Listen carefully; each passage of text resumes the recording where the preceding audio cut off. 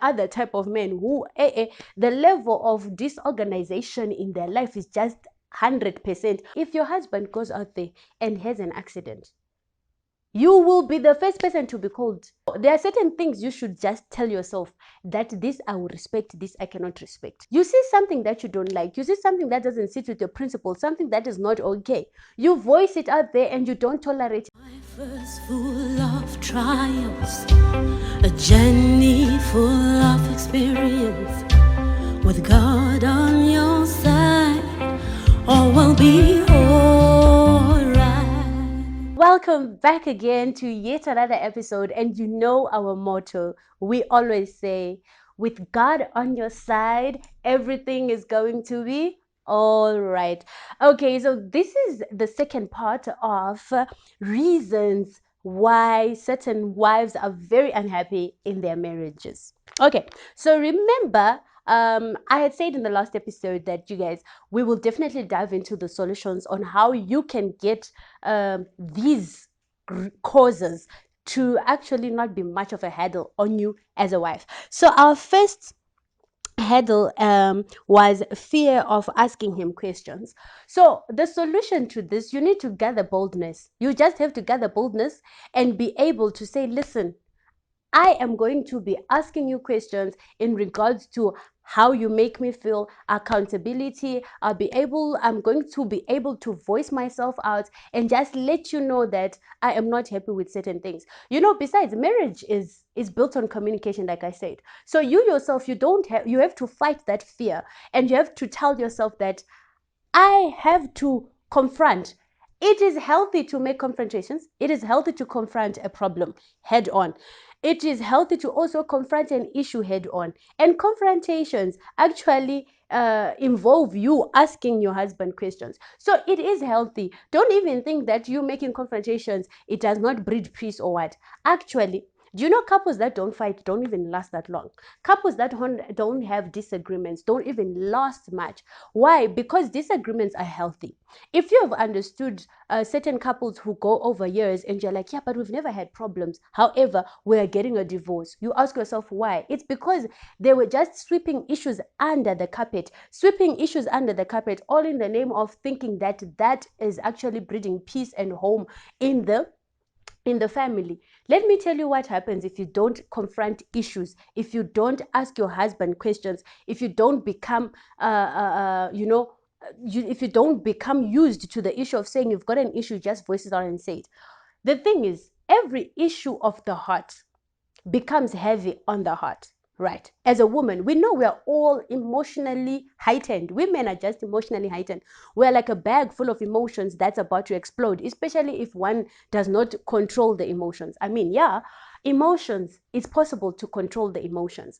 So what then happens is one problem piles on top of the other, piles on top of the other, piles on top of the other. The next thing, you become a ticking time bomb. You become somebody who's just waiting to explode. And then you then wonder over time why you become so irritated by anything that your husband does, why you become so annoyed by certain things that your husband does. And you are actually in a position of blocking every suggestion that he makes or every contribution that he makes.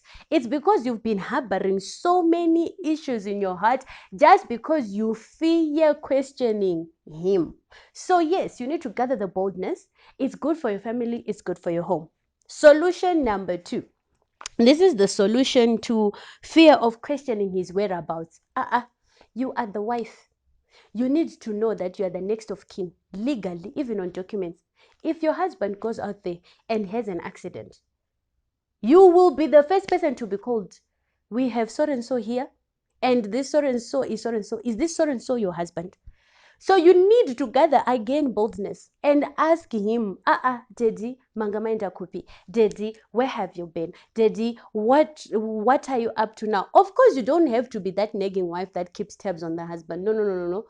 Yeah, we have different characteristics and personalities, and people like doing things differently in the ways that they expect things to be done. But you need to gather the boldness and get into the habit of frequently, at least knowing where your husband is, know what your husband is all about, know what your husband does. I know of a story of another husband who went where they went and he died there. Now, the person who was called to witness the body was the woman and the wife. And the wife was even surprised that this husband of mine was here. And I don't even know what this husband of mine was doing in such an environment. And you know, such things end up being embarrassing and becoming heavy on the wives. Yeah, I know people will be like, but hope you're addressing the wives only. Yeah, I'm going to come. The episodes for men are coming. They are coming where I'm going to be poking people, men's, egos and characters and whatever. So yeah, it is what it is. Hopeful stories were all about initiating hope and giving, every topic a non-barrier type of a situation.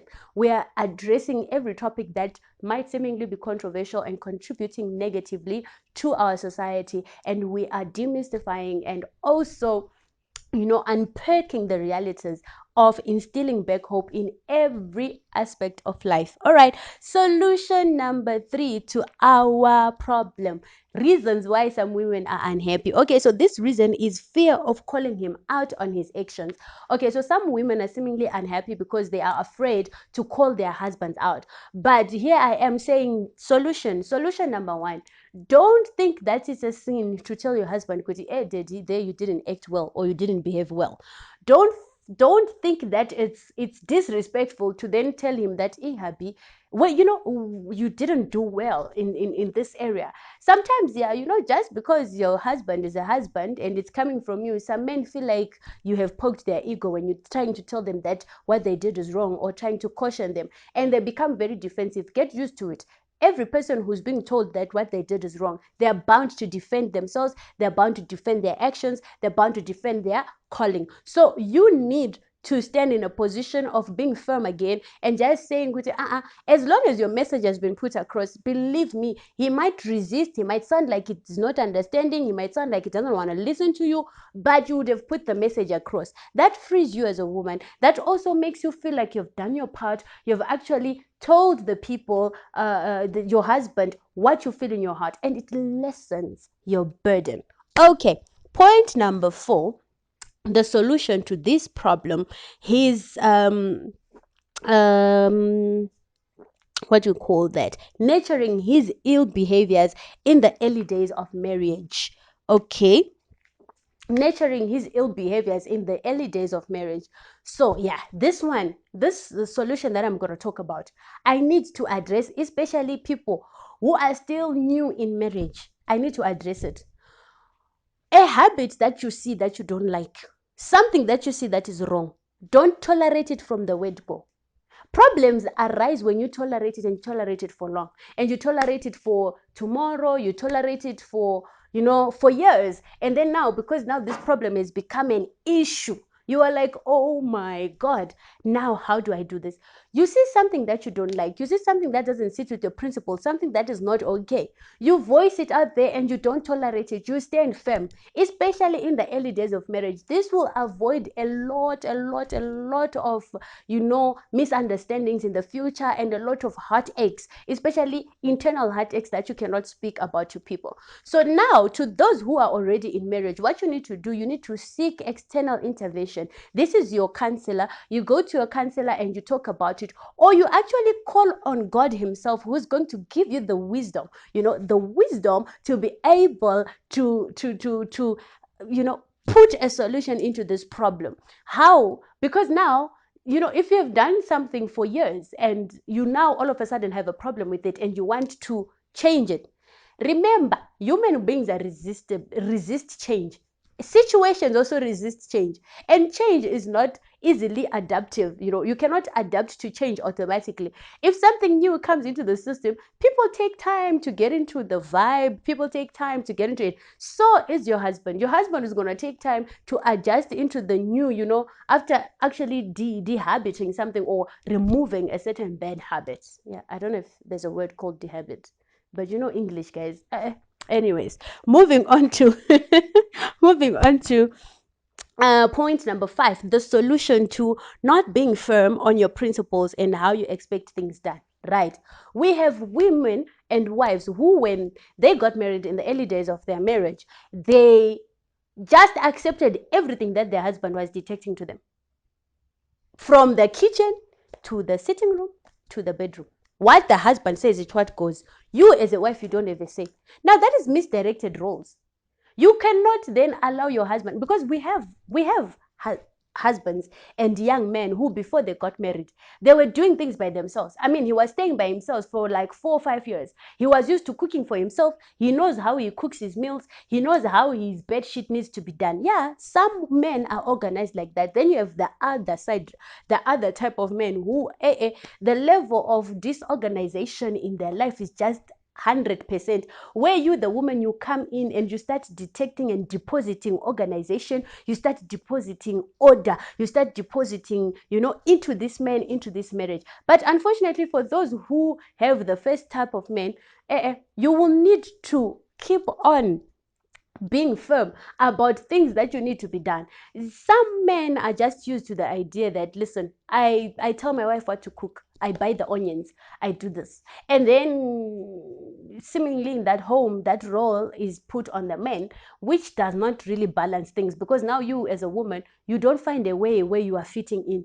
You know, one thing that makes women unhappy is when your position is not being executed nicely.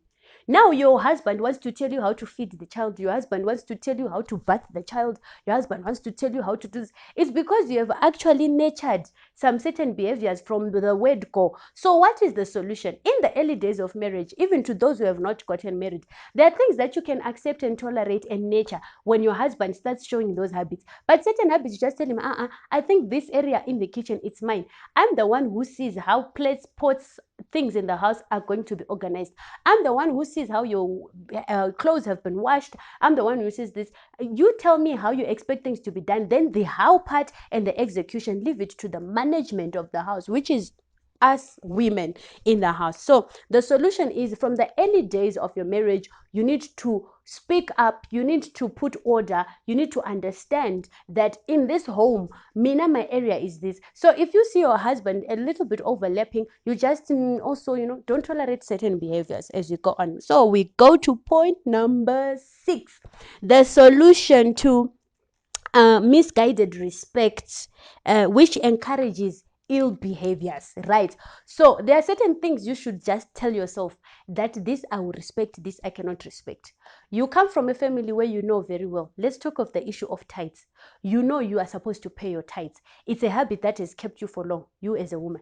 Now you're going to marriage, your husband says, here we don't pay tithes. Of course, there is need for wisdom for you to gather it, because remember, you have to know that you still don't have to execute disobedience in that home, but also your husband is the head of the family. In that kind of a situation, you then pray to God to touch your husband's heart, so that also you don't be found on the wrong side of the coin, because now with you trying to also do something good, paying your tithes, then you are found on the disobedience side as well, because you have disobeyed the head of your family. You don't need to do that as well. You need to ask God for wisdom, so that God touches your husband's heart. And then also, you might be surprised that tomorrow he will come back and say, yeah, in this house we need to start paying tithes. This is the habit that we need to go on with. So yeah, there are certain habits that you can nurture, certain habits that you cannot nurture, and also certain habits that you need to not nurture and tolerate need a lot of substantial wisdom for you to be able to carry your home and go on. Solution also to this problem is, when you see certain complex issues or behaviors that your husband is now executing, now that you've gotten married to him, because remember, before you got married, you didn't know this man. You have started to know this man now. Now that you are spending almost 24/7 together, you are spending more hours together. Now you know his ill habits. You know if he's suffering from certain addictions. You will know that now this certain addiction needs a bit of tolerating, or this certain addiction just needs you to not tolerate from the word go, and you help him to come out of it. So yeah, this one, it will need you to have tactical approaches to solve this one, because now if you have realized that you have nurtured ill habits, yay, you need a great amount of wisdom to be able to just say, how can I fix this problem now? What solution can I come up with? Okay, second but not last, is tolerating the wrong behavior. Of course, I tackled that as well before. As I said, there are certain behaviors that you cannot tolerate. But if you're in the now and you're almost 10 years married and you're almost 5 years married and you have seen, hey, I've tolerated something wrong, you need to get into the habit of sitting down with your person and converse. Talk about it. Tell him, I am now uncomfortable with this. I am now uncomfortable with this kind of behavior because we're also growing and we are moving and we are also nurturing our own selves. So the last point. Oh, unfortunately, there is no last point. I've exhausted all of them. So, yeah, those are the solutions, guys, that we are talking to. Reasons behind why women and wives are unhappy in their marriages. So yes, thank you for joining. If you guys have any contribution to make, please do type in. Don't forget to like, share, and also spread the word. We are Hopeful Stories, and here we are all about spreading the word. So I'll see you guys in the next episode. Bye. Life is full of trials, a journey full of experience. With God on your side, all will be whole.